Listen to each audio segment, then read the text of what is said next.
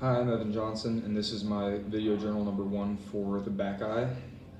I'm just going to go question by question. I have my phone open here to the questions, but I don't have pre-written thoughts, so I'm just going to go ahead here.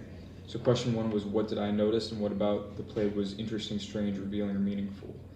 So I grew up in a background loving Greek mythology, and when I learned about Dionysus, I actually thought he was just the god of wine, but I found it interesting to find out that in the book, or possibly in real Greek mythology as well, he's tied to the idea of seducing women and tricking them using alcohol and apparently mind-bending powers, whatever he has exactly. So I thought that played obviously a huge role in the plot of the play, because he had to have that power to seduce all these people and to drive them mad in the way that he did. What values are being represented? I would say family first of all, and secondly, wrath, anger, revenge. Those three in one, where obviously you see that Dionysus feels disrespected by both Pentheus and most of his direct family, whereas his mother believed that he was a god. Zeus obviously knows that Dionysus is half god, and Cadmus knows that he's a god.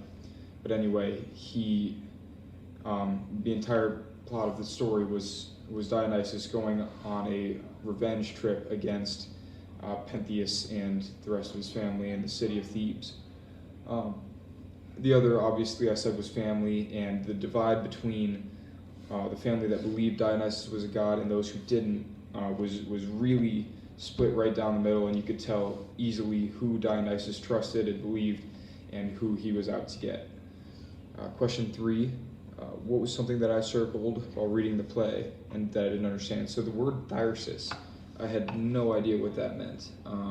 It was probably in the index, but I looked it up to find that it was a giant fennel. So picture a staff held in the right hand that was a very long plant with the tip of the plant at the end.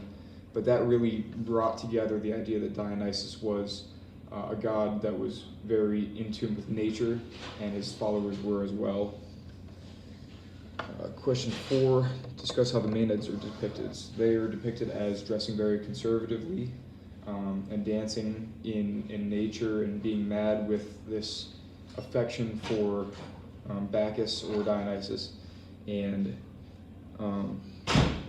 Pentheus sees the Maenads as women that should be brought back into the city and used as slaves, which he actually states directly. He says that they should be brought back and sold away as slaves, I believe. Question 5, does the cover of the Dover edition, which I read, I had to look this up because I wasn't positive, but I knew that Elvis had a reputation of being very immoral at the time, and that his actions were very sexual, and they got women kind of going crazy, and that's why he's used in the cover of this book, because he and Dionysus have this very similar ability to entrance women, and they become his almost completely dedicated followers. So I thought he was a very good allusion to the plot of the play. And then question 6, asked 2 of my own questions. So I would like to know the historical significance of both of the 2 mountains that were discussed, and whether or not they were really had anything to do with any of the other gods, or whether they were just significant when it came to the island of Thebes itself. And then my second would be,